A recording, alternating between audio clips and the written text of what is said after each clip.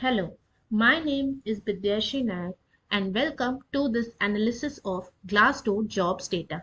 In this session, we will explore insights from employee reviews, company ratings, salary trends, and hiring patterns to better understand job market dynamics using exploratory data analysis. But why this analysis matter? Glassdoor is a key resource for job seekers and employers, but challenges like biased reviews, inconsistent salary data, and engagement fluctuations affect its reliability. Our goal is to extract actionable insights to improve employer branding and hiring decisions. So, this is our project summary, which I have given in better focusing on what insights I have gained through my analysis. The project aims to improve review authenticity, enhance data accuracy, balance transparency with revenue goals, and increase user engagement. By addressing these challenges, Glassdoor can strengthen its reputation as a trusted source of job market insights and improve the experience for both job seekers and employers. The project will conduct a deep analysis of user behavior, competitor strategies, and technological advancements to formulate actionable recommendations. So, as I have discussed earlier, this is the problem statement, and we have some of our business objectives for this project that are develop an analytical framework, extract actionable insights, enhance employer branding, improve decision making, and monitor and optimize employee satisfactions.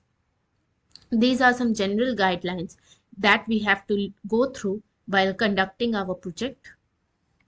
So let's start our project with knowing our data.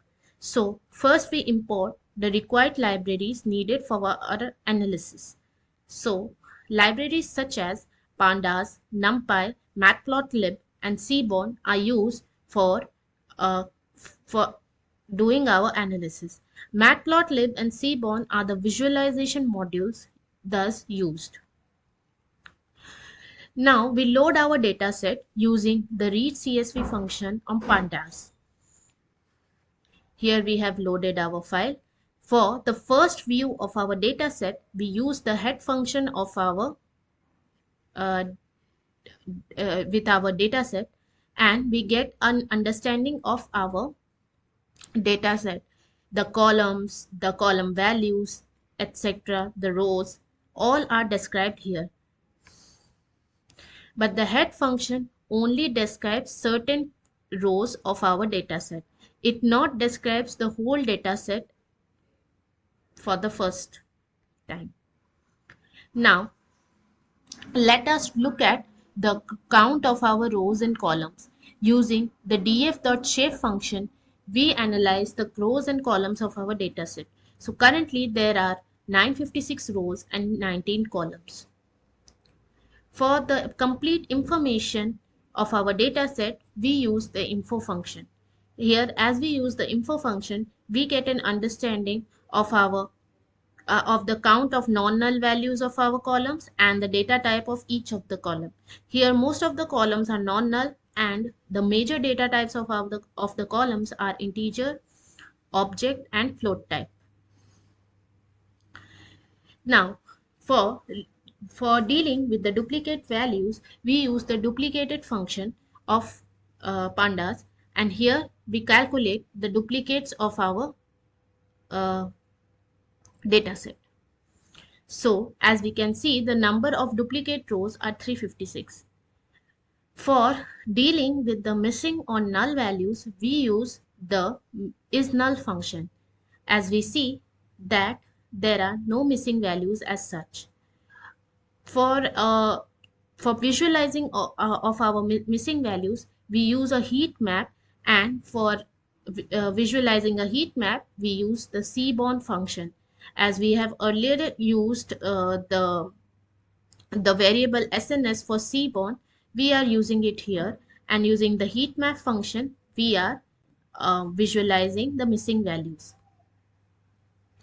So what understanding we got from our data set. The missing values code snip, that is df is null dot sum, checks for null values in the data set and gives the count of missing values for each column. From the output, all columns have 0 missing values. It's clean visualization. It's clean. Visualizing missing values uh, plotted in a heat map using this function, where we have used the CMap color coding, that is RDYELGN, and tickle labels is equal to false. However, since all values in our data set are non-null, the heat map will be uniform, a single color representing no missing data. The data set is fully complete, so no data imputation or cleaning is required for missing values. Despite being a valid visualization, the heat map won't add much value since there are no missing values here.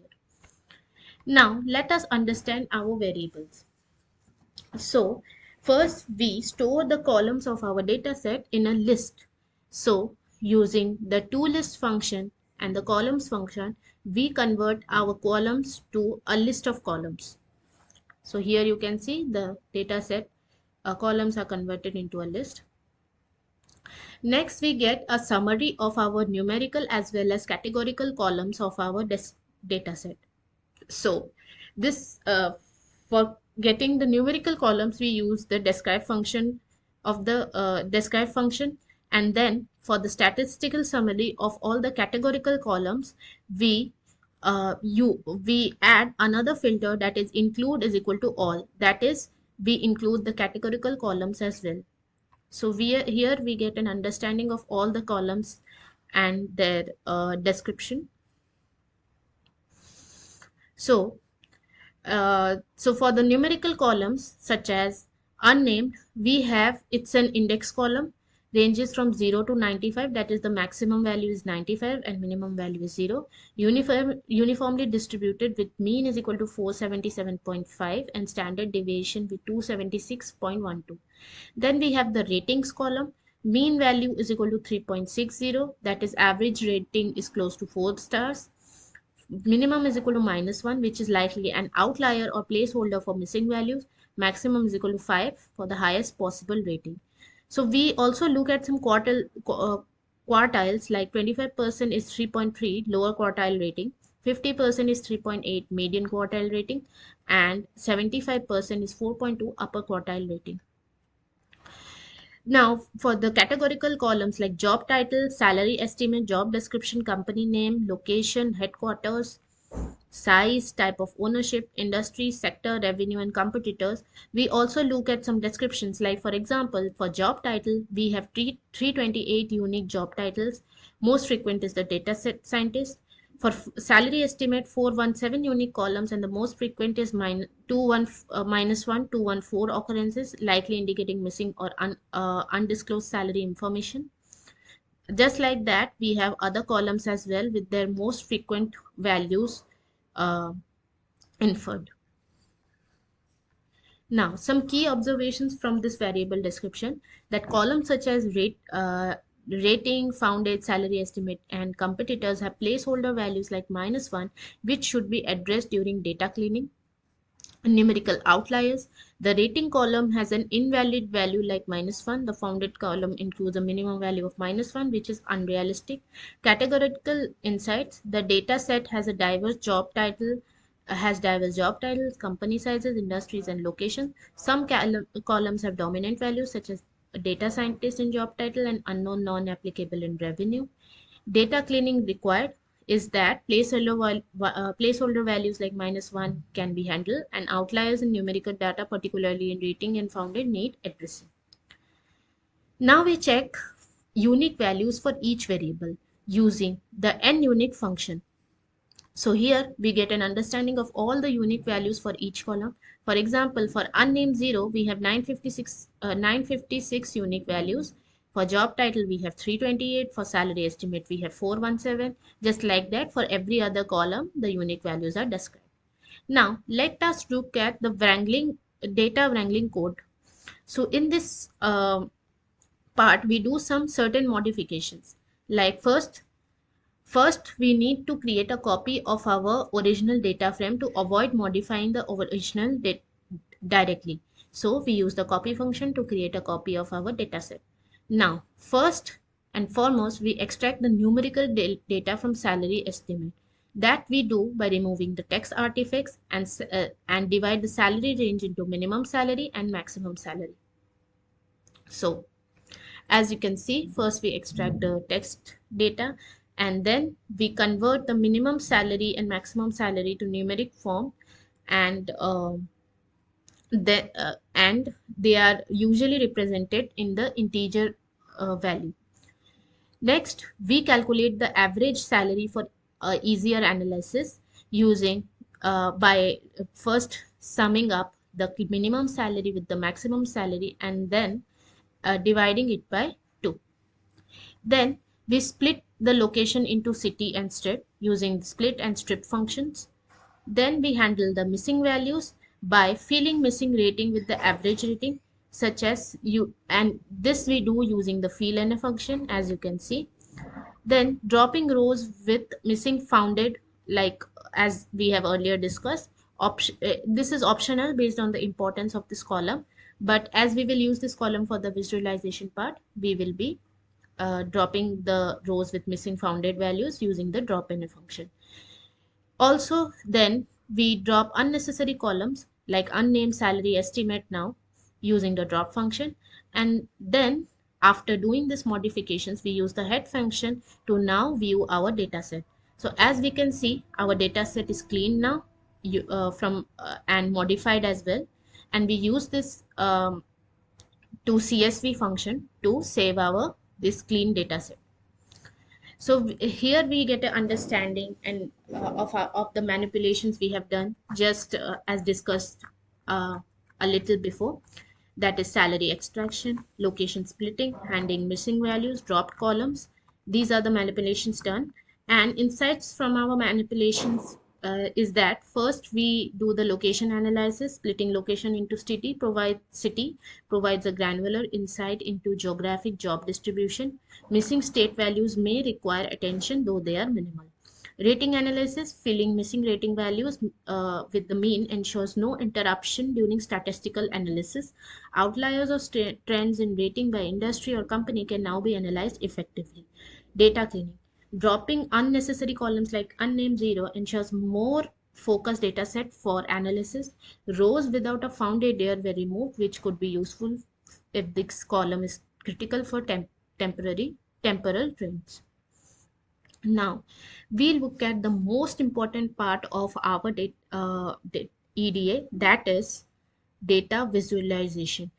It helps to understand the relationship between variables, and we do this through experimenting with various kinds of charts.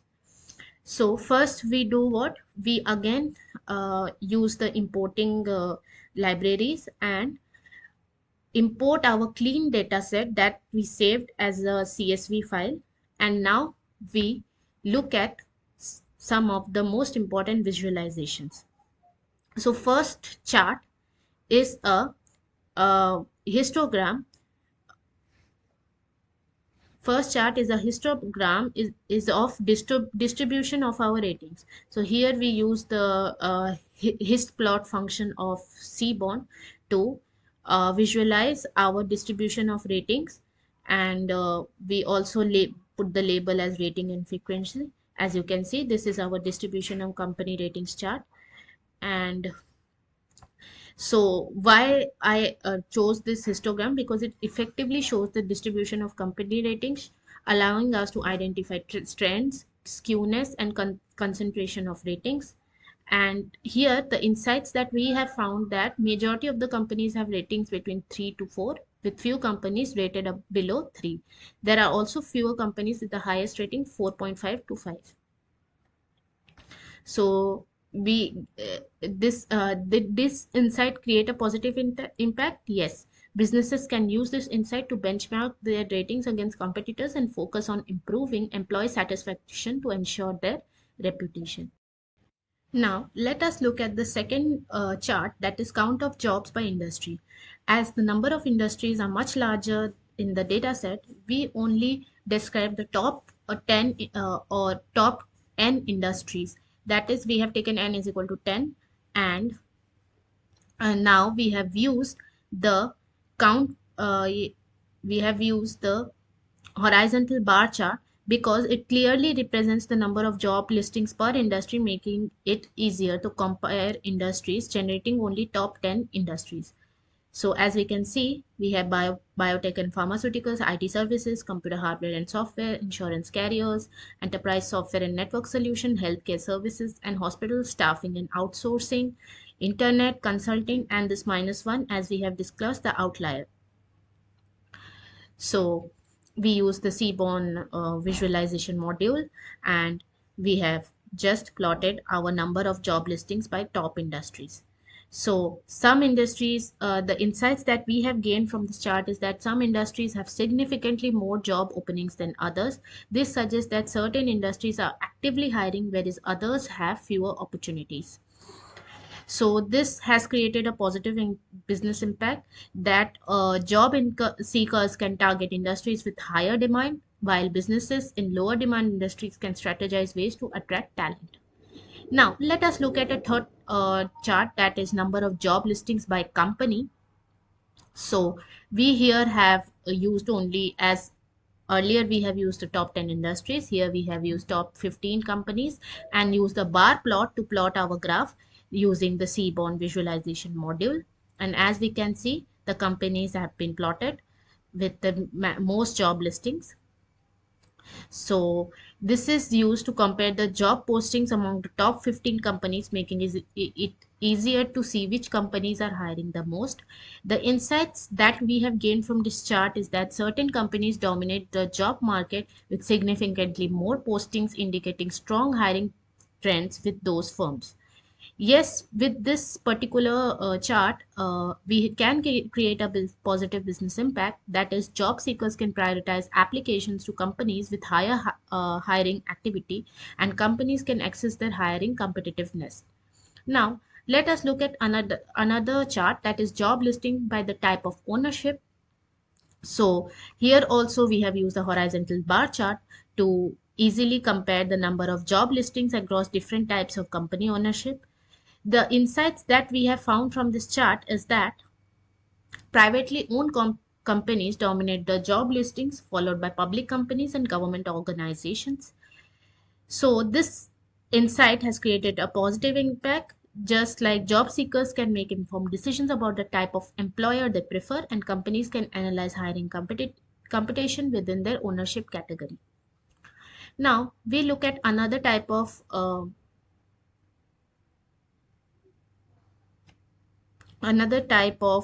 chart, that is let us look at the distribution of companies by year founded. So here we have used the histogram plot to showcase our distribution of companies by year founded using the Seaborn visualization module, uh, as you know. So here we use the histogram because it's showing the distribution of companies based on the founding years, revealing trends over time. What insights we have gained is that most companies were founded between 1950 to 2010, with fewer older and very new companies. This can help job seekers prefer established firms for stability, while startups can highlight innovation to attract talent. So in this, the other chart we are looking into is the top 10 cities with the most job listings. We have used a bar plot for this, and this particular horizontal bar chart makes it easy to compare job availability across different cities. Some cities have significantly more job openings, indicating stronger job markets in these locations. And for this, a job seeker can create a positive impact by focusing on cities with higher hiring activity, and companies can analyze location based hiring trends. Now we look at the number of job listings by state. This is another chart. We have used a horizontal bar chart for this as well, for useful comparing the number of job listings across the different states. Certain states have significantly more job listings, suggesting stronger job markets in those regions. Are there any other insights? Some of the insights have created a positive business impact. Yes. Certain states have significantly more job listings, suggesting a stronger job market in these regions. As you can see, we have plotted the number of job listings by state. Now, there are other certain graphs as well. Mostly, we have used the bar plot and the histogram to plot our visuals. And here we can see that this is a rating by sector chart, where we have used a box plot using the Seaborn visualization module.